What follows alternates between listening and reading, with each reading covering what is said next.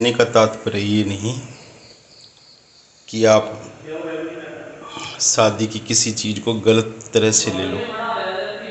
Need शामिल करने से मतलब ये है कि जो आपको सही में ज़रूरत है, जिसकी सही में रिक्वायरमेंट है। हमने पिछली बार जैसे गिना था, रोटी, खाना, भोजन अच्छा ठीक ढंग का, रोज़ होटल वाला नहीं, कपड़ा जिससे सही शरीर को हार्मफुल ना हो और ठीक ढंग का हो, समाज के हिसाब से हो ऐसा। और बहुत महंगा कॉस्टली पहनने, मतलब आप खुद समझदार हो ना, खुद समझो। तीसरा, आपको रहने लायक मकान चाहिए, वो भी ढंग का हो, आपके लिए सही, जो एवरेज एक सुविधाएं जिसमें होती है वो ठीक हो जाएं, बस बहुत। और क्या करना। आप बहुत एक कमरे में 3 एसी लगा लोगे तो अमर तो नहीं हो जाओगे।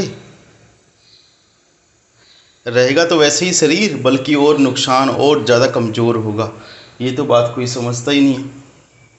और इलाज, इलाज जो है एक असली मूलभूत हमारी आवश्यकता है, जिसमें हमें चाहिए ये कि कुछ पैसा कुछ इकट्ठा करके सेव करके रखें, ताकि मेंबर्स, जो घर के मेंबर है, अपना जो आपका ग्रस्त पार्टनर है उसका, और आप अपना इलाज करवा सके।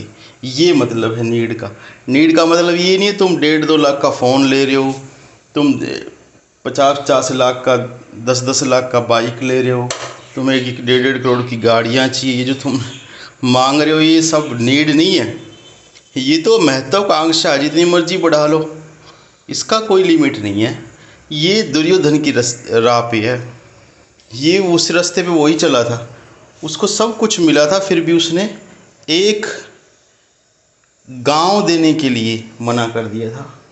भगवान कृष्ण ने जब कहा कि आपकी सुलह, आपके समझौता मैं करवा देता हूँ, आपकी ये सब लड़ाई, और पांडवों को मैं खुद मना लूँगा, ताकि ये नरसंहार, ये जनसंहार ना हो, जो तुम लड़ाई के लिए तैयार हो गए हो, तुम इनको थोड़ी सी जगह दे दो, बस 5 गांव दे दो। इतने बड़े भारत राष्ट्र को छोड़कर वो उसका उनका आधा हिस्सा उनके पास आना था, अगर वो बंटवारे में सही, वो छोड़कर वो केवल 5 गांव के लिए राजी हो जाते उन्होंने। पर दुर्योधन बहुत कुछ चाहिए जिसको, सब्र नहीं, तो वो नहीं माना। फिर कहा कि एक गांव दे दो, 5 भाई उसी में रह लेंगे, उसका जो भी कुछ है देख रेख यानी उनके हाथ में होनी चाहिए। कहने का मतलब कि आप उनको हम खुद मना लेंगे। लेकिन भाई दुर्योधन, वही दुर्योधन बुद्धि, वो नहीं माना। ऐसे ही आज है, हमारे पास सब कुछ उपलब्ध है अगर देखा जाए, पर ये नहीं मानता।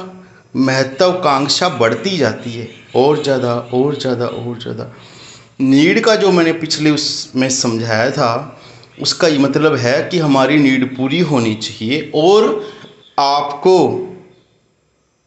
मेरी माताओं बहनों से ये रिक्वेस्ट है, आपको चाहिए कि आप अपने पति की कंडीशन को समझें। ज़रूरी नहीं कि हर वक्त हाथ खुला ही होगा, हर वक्त सब कुछ एक बार कहने से ही प्रकट हो जाएगा। कभी कभी रास्ता भीड़ा भी आ सकता है, कभी कभी गाड़ी स्लो भी हो सकती है।